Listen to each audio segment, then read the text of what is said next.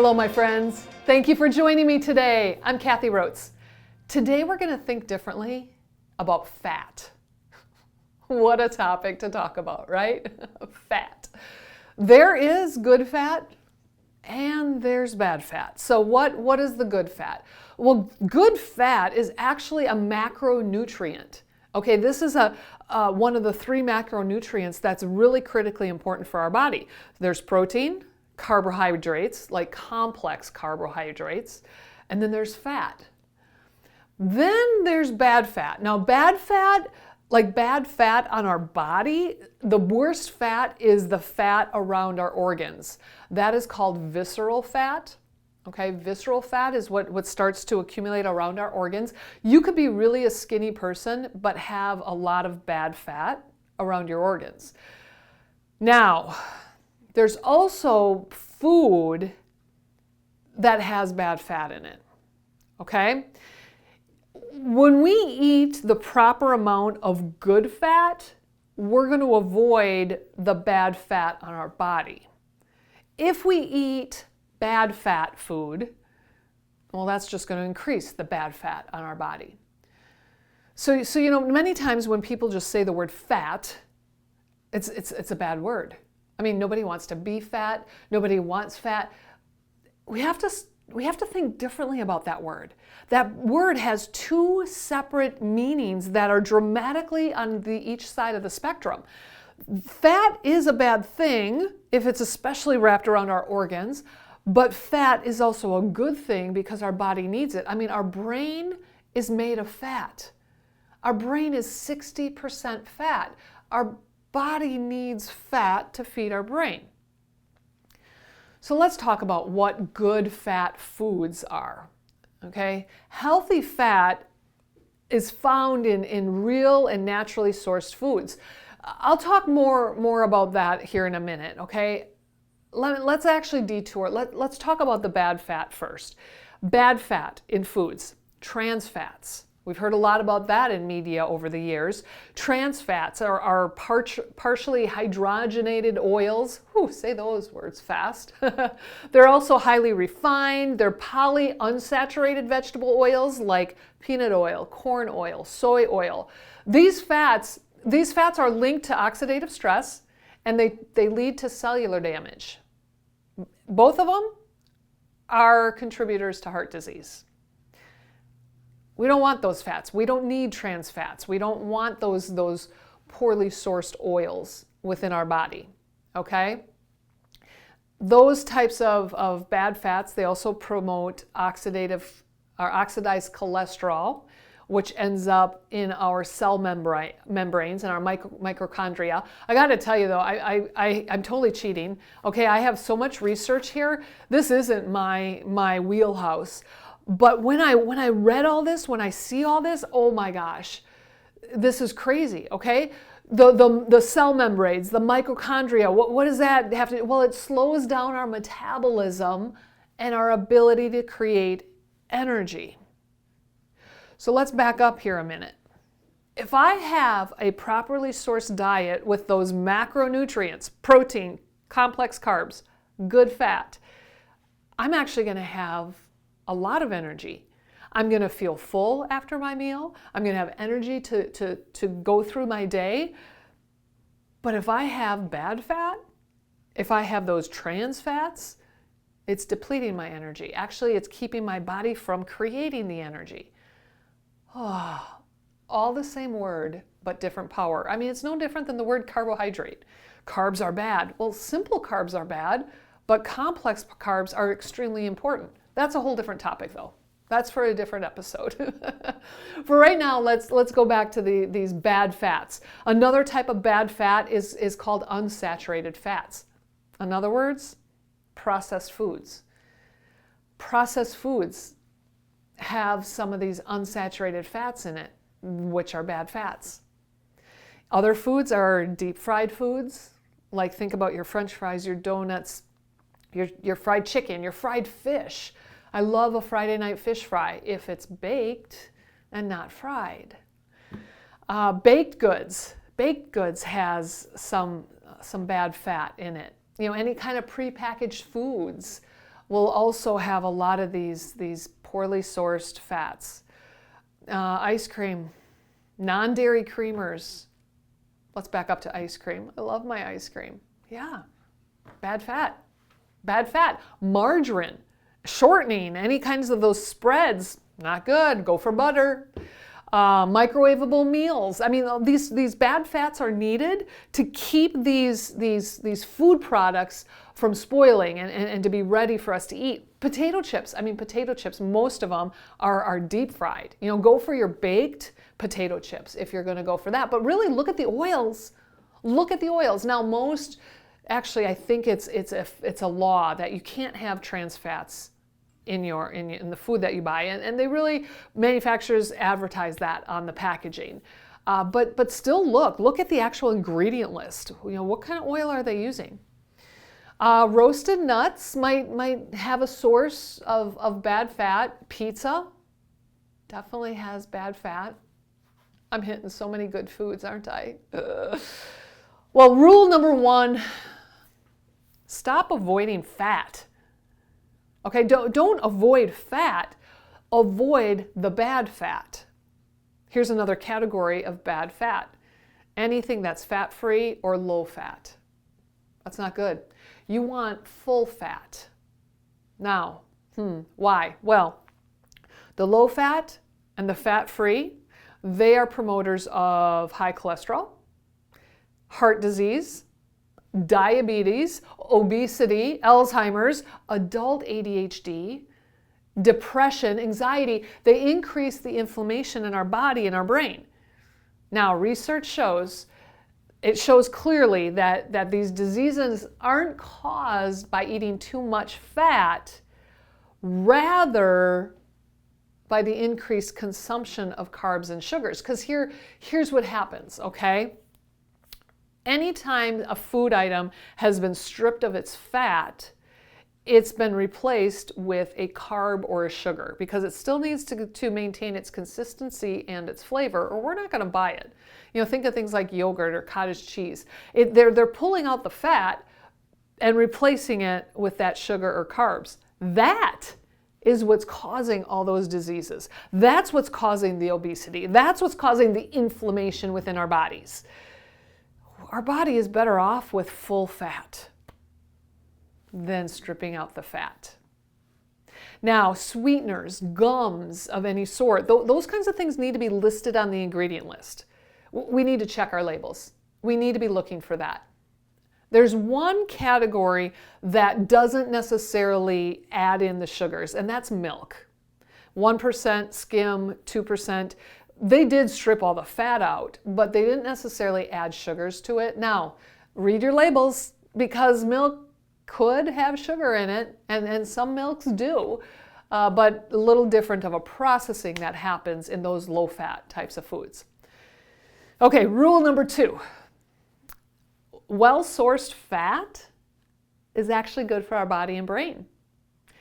Well-sourced fat is good for us, okay? Fat provides twice as much energy as carbs do.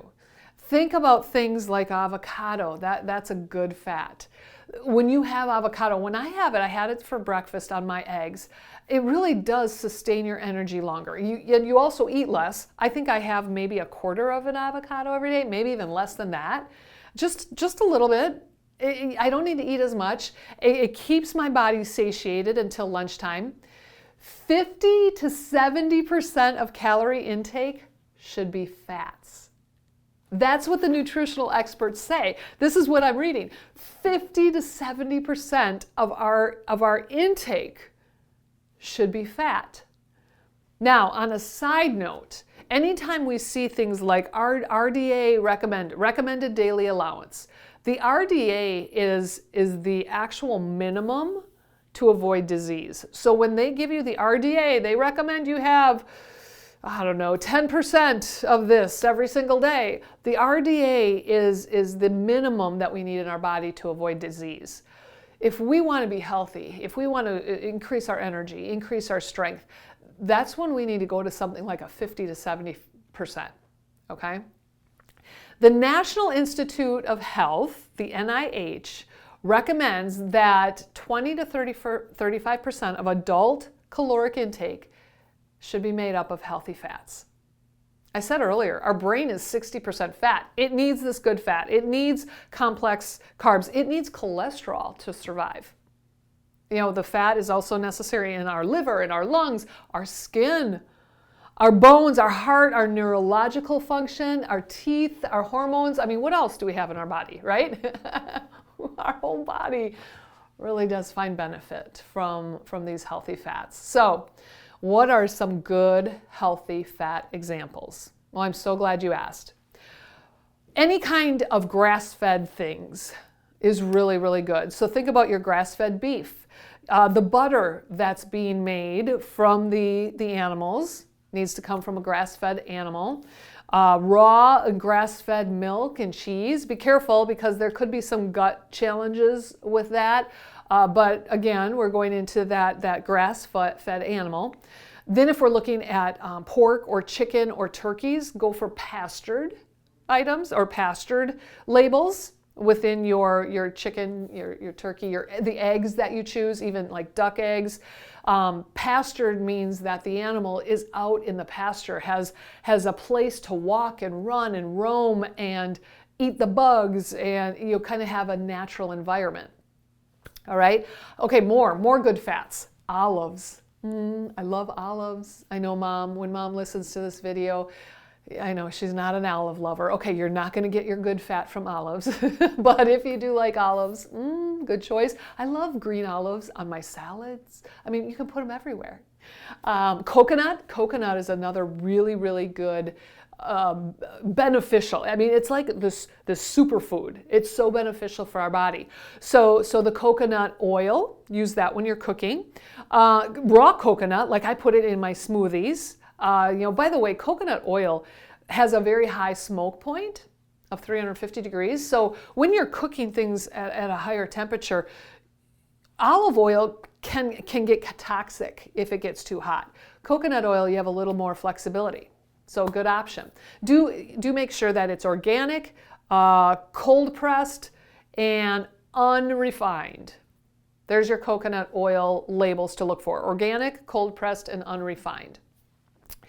Okay, what else? Extra virgin olive oil. If olives are going to be really good fat, then so is the extra virgin olive oil. By the way, what that means is extra virgin means that it's the first press of the oil of the olive. Whereas if you get just olive oil, that might be the second, third, fourth press, and that just means that it's not as potent of olive oil. So when you get extra virgin olive oil, you're getting that fresh first press of the olive where all the nutrients really are stored. Okay, some other good stuff. Raw nuts, almonds, walnuts, cashews, pecans, really good source of fat. And by the way, you don't need much. You don't need much to get a lot of good fat into your meal. Seeds is another thing, like flax seeds or chia seeds. Every morning I take kefir, which is a very thick, liquidy yogurt, is kind of what I think of it as, and I add like 4 teaspoons of chia seeds in it.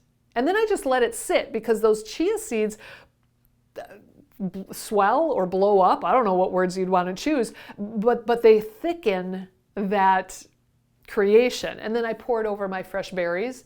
Wonderful, wonderful. I love it. Flax seeds are great. Just throw them in your smoothies. Flow them. How about throw them into your acai bowl? I love acai bowls. I put chia seeds and flax seeds and hemp seeds. Put it all. Okay, so fish. Fish is another great source of fat, but make sure that you're getting wild-caught fish, not farm fresh fish. It's kind of like the same thing with pastured. A fish that's caught in the wild has freedom to roam and eat whatever bugs that they're naturally going to eat, and so we want to focus on those wild caught fish. Avocado, I mentioned avocado earlier. I know that, but then let's get into some chocolate a little bit. Raw cacao is really a good source of good fat. You got to be careful though. It has to be really a high percentage of cacao. For me, the thing that I drink every morning is called Creo Brew. CRIOBRU. And it's ground up like coffee grounds, and I brew it like you would coffee, but it's 100% cacao. Now, that is some pretty bitter stuff. Kudos to those who can drink that with no sweetener. I do put a little bit of sweetener in, like almond milk, or Califia has a really good creamer that sometimes has a flavoring to it. I do put a little bit of sweetener into it because I am just not into that bitter taste of the 100% cacao. But the more you can drink of the 100% cacao, or the more you can eat 100% cacao, the more of the healthy fat that you're getting. So what do you think? The whole session all about fat. Did you ever think there was good fat? Did you understand the whole idea of good fat and bad fat and where we see it? I mean, fat isn't just what we find on our body. It's the food that we're choosing to eat. And it's one of the 3 macronutrients. So I have a challenge for you. This, I know, the whole health challenge, or the health concept, the health topic, it can be overwhelming. So my challenge to you is, which good fat are you going to focus on in the next week? Just to add one to your diet. Just one. Focus on one. You know, maybe avocados hasn't always been your thing. You don't hate it, but how can you bring it into your daily diet? Maybe you add a little bit to your eggs in the morning, or maybe you make guacamole and you eat it with some well-sourced, well-oiled potato chips of some sort.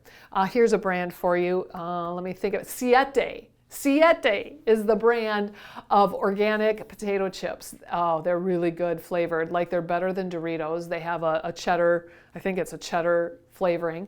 But they have other flavorings too that are a little less flavorful, that work really good when you're eating salsa or guacamole. So back to the whole avocado, you know, how else can you bring avocado into your menu? Or maybe it's something different. Maybe you just have a bowl of nuts for snack every day. Raw nuts, no cinnamon sugared nuts, or you know, even roasted nuts. Let's just stay with just raw nuts. What's it going to be for you? I hope today's topic has definitely challenged you to think differently.